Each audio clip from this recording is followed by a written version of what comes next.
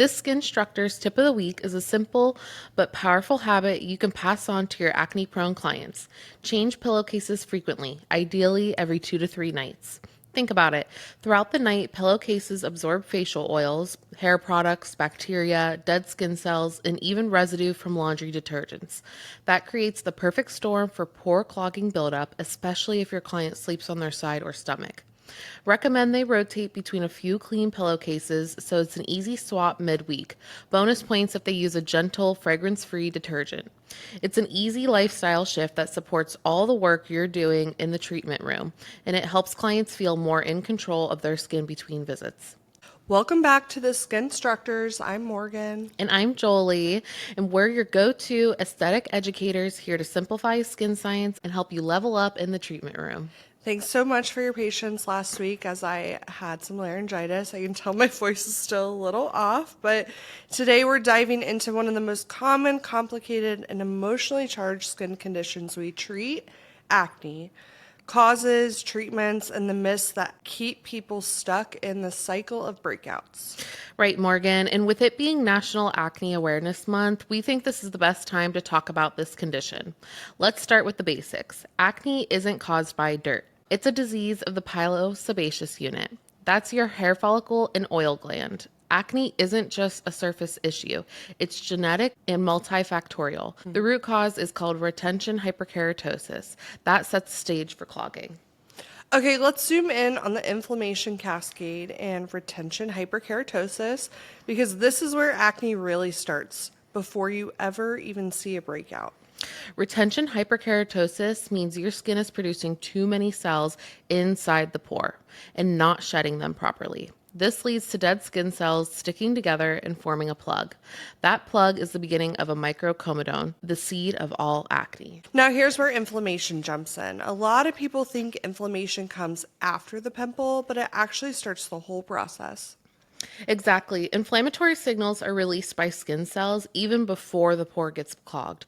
Things like UV exposure, allergens, irritating products, or internal balances like gut health can trigger this.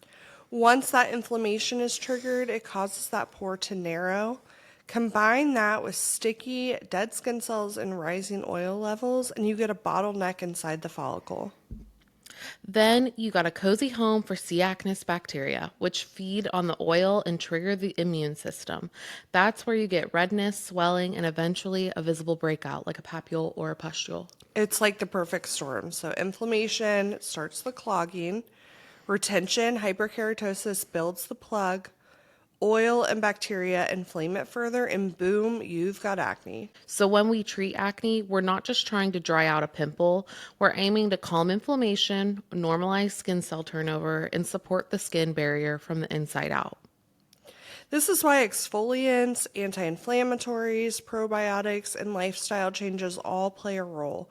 You're not just treating a zit, you're working with the body's full healing system. I love that you mentioned looking at the whole body because there's so much more to acne than just looking at the skin. The gut-skin connection, oxidative stress, hormonal shifts, blood sugar, and even nutrition deficiencies can all contribute. Okay, so let's talk more about the internal drivers of acne, the things that go way beyond skin deep. Yeah, and this is the part where so many estheticians feel unsure because it's not just about skincare products anymore, it's about the whole body system. Hormones play a major role, especially for women. Mid-cycle estrogen spikes, monthly testosterone increases, that all triggers oil production. That's why so many clients notice breakouts before their period. And let's not forget hormonal imbalances like PCOS, which often come with insulin resistance, higher androgen levels, and you guessed it, persistent cystic breakouts along the jawline and chin. Clients may also break out when starting, stopping, or switching birth control, or after pregnancy when estrogen levels drop. That androgen rebound can cause a fresh wave of acne that catches them off guard. As a rule of thumb, high androgen birth control methods like Depo-Provera or Implanon tend to worsen acne, while higher estrogen, low androgen formulas like orthotricycline can help regulate it. Then we have the gut-skin axis, which is such a game changer. Around 78% of acne sufferers have some form of gut imbalance. whether it's constipation, dysbiosis, or low diversity in their microbiome.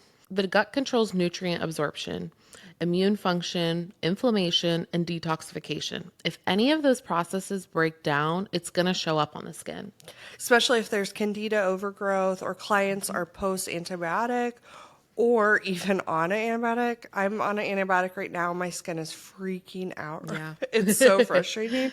But also long-term meds like Accutane. In those cases, we recommend adding probiotics to restore balance. Of course, we are not medical professionals, so chat with your doctor about that. And we're going to have some other suggestions along the way that are considered medical recommendations. Definitely talk to your doctor about that. We are not medical professionals. Absolutely. And don't sleep on the 5R gut rule.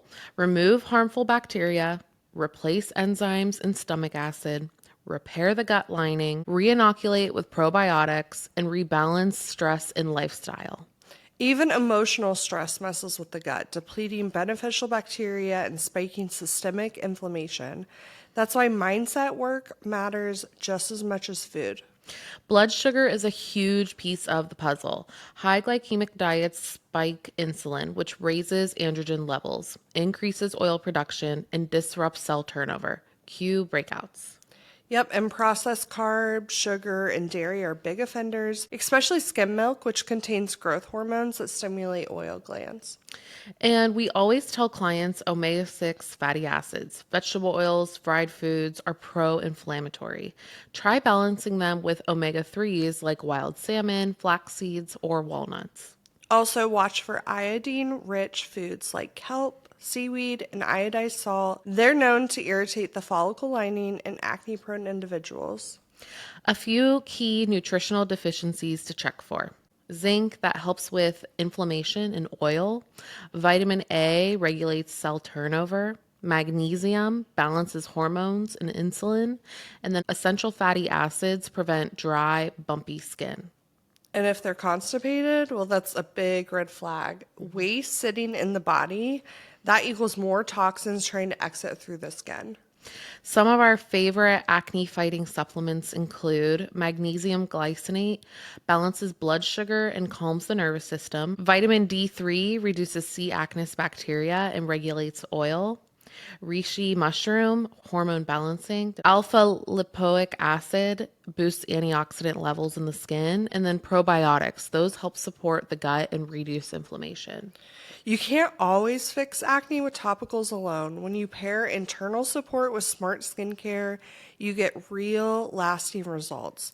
We always recommend working with a functional doctor and a registered dietitian to help with internal support. Acne is a multifactorial condition, which is why there's no one-size-fits-all treatment. I wish there was.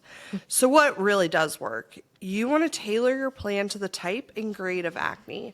For example, if you are seeing inflammatory acne, that's going to respond well to blue LED light, benzoyl peroxide, and salicylic acid. While non-inflammatory or congested skin, that's going to love enzymes, extractions, and mandelic acid. Let's break down these types because not all acne is inflamed or red. Whiteheads, those are closed comedones under the skin. Blackheads are open comedones exposed to air, causing oxidation. Papules are inflamed red bumps with no pus. Pustules, like papules, but with a white center from immune response. And then nodules and cysts are deep, painful, and often scar forming. We also need to recognize acne imposters like fungal folliculitis, perioral dermatitis, milia, or sebaceous hyperplasia. Misidentifying these can lead to poor treatment outcomes. So what works? What is going to clear up your client's acne? Multimodal treatment is the gold standard. Here's our breakdown. In our treatments, we love using chemical exfoliants. AHAs like glycolic, mandelic, and BHAs like salicylic acid.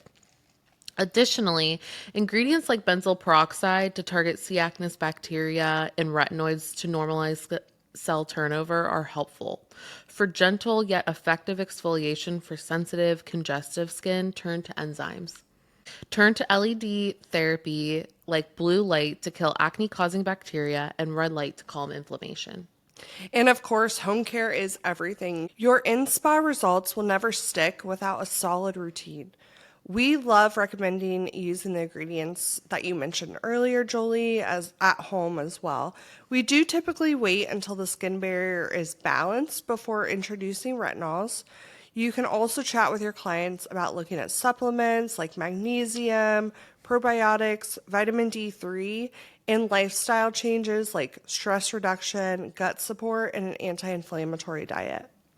Let's crush some myths. Number one, you need to dry it out. Wrong.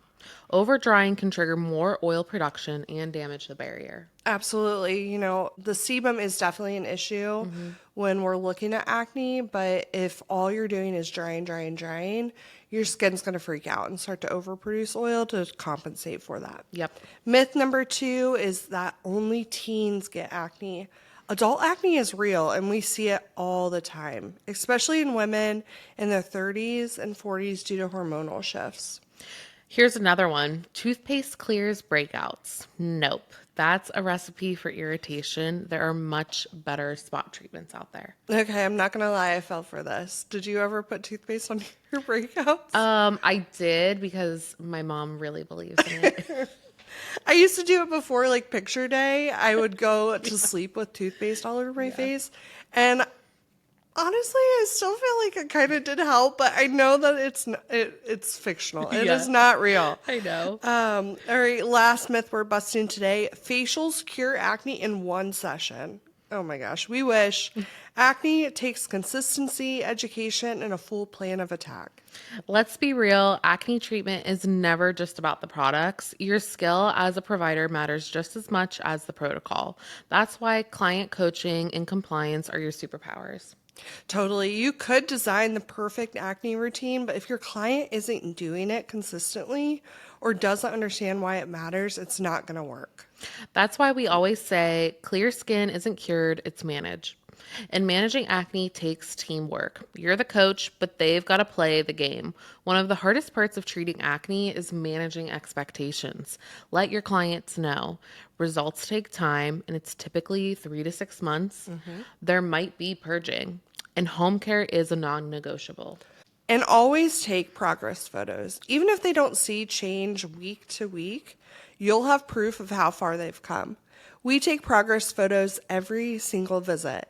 Even if they don't see a difference week to week, we show them that side-by-side comparisons so they know things are improving. You can also use tools like food journals, acne diaries, or product trackers to keep clients engaged and accountable. During the first appointment, set a realistic timeline, 3 to 6 months to clear, and that includes setbacks like purging or dryness. Let them know breakouts they're seeing now probably started forming 3 months ago. This helps normalize the process and keeps them from freaking out if they purge a few weeks in. Clients are more compliant when they understand the why. Explain the purpose of each step in their routine, like how benzoyl peroxide kills bacteria, retinol regulates oil, and ice globes reduce inflammation. And when they hit a roadblock like dryness or peeling, don't just let them stop the products. I feel like that's always the first go-to with our estheticians that we train is, oh my gosh, their skin's freaking out. Let's stop the product. No, unless they're having some kind of true reaction to the product, they have to fight through that dryness. You can adjust it if necessary, but a lot of times they just need to be talked off the ledge. Remind them they're not alone in this. If a client isn't improving, don't jump straight to new products. Start asking, are they picking? Have they been sleeping on a dirty pillowcase? Are they on medications like lithium, corticosteroids, or testosterone? Have they switched their birth control? Also, look at lifestyle triggers like stress, sweaty gym gear, pore clogging hair products. These things can stall progress even when home care is perfect. Remind them skin healing isn't linear. Their journey is going to have ups and downs, but what matters is they stick with the plan and reach out when they need help. And celebrate small wins, fewer cysts this week, or less redness, or you haven't picked your skin once. Those moments matter. All right, fellow Esties, your homework this week is simple but impactful. Choose one acne client, especially someone who isn't progressing as expected, and do a full case audit. First, review their intake form. Are there any underlying conditions or lifestyle red flags you might have missed? Then, check their product usage. Are they applying correctly and consistently? Third step, evaluate their progress photos. Are results slowly showing up beneath the surface? And lastly, revisit their routine. Do they need more hydration, less exfoliation, a probiotic boost? Then make at least one personalized tweak and explain the why to your client. Could be a product change, a supplement recommendation, or a lifestyle adjustment. Remember, acne is personal and treating it is a partnership. This week, be the SD who goes that extra step for clarity, literally. That's it for today's acne deep dive. If you found this episode helpful, leave us a review and share it with your fellow Esties. And don't forget to follow us on Instagram at SD Training for more skin tips, behind the scenes, and sneak peeks of next week's episode. As always, don't hesitate to educate.